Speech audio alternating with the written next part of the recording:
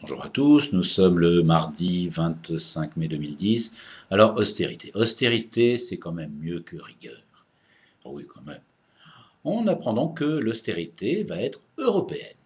On se plaint toujours que les Européens n'ont pas de valeurs communes. Eh bien, ils auront un dénominateur commun et une ressemblance dans leur quotidien. Alors on comprend bien ce qu'il en est des peuples qui devront modifier leur comportement, passer du foie gras au pâté de foie, d'une vraie voiture à une smart, d'un apéro géant à un apéro à deux devant TF1. Toutes ces petites choses qui font que la vie tient plus de la survie que du bonheur. Pour le peuple, pas besoin de faire un dessin que les conséquences des déficits publics. Mais qu'en est-il des décideurs de leur train de vie à partir de maintenant? On va me taxer de démagogie, mais bon, une taxe de plus au point où j'en suis, ce n'est pas grave. Alors les politiques irresponsables depuis les années 80, que vont-ils devoir faire pour répondre de leurs actes passés, toutes les décisions qui nous ont menés au bord du gouffre où nous sommes aujourd'hui? Alors, soyons grands seigneurs avec le passé de gouvernants incompétents.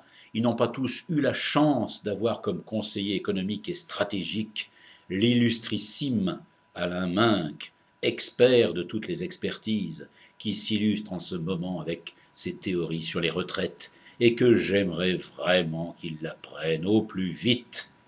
Il a largement dans sa tête dépassé l'âge légal de la retraite.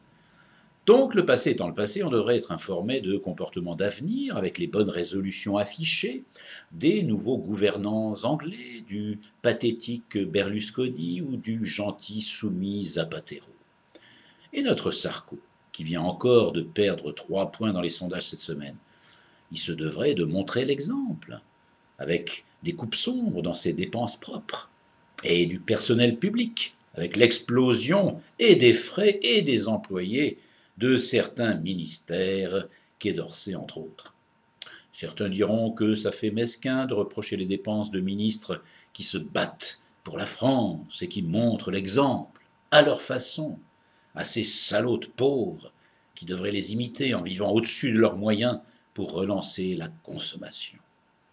Alors, pour que l'austérité soit la tendance chic de l'été, pour ceux qui voyageront en Europe, avec assez d'euros pour pouvoir les échanger avec des dollars, je dirais, et encore, bravo.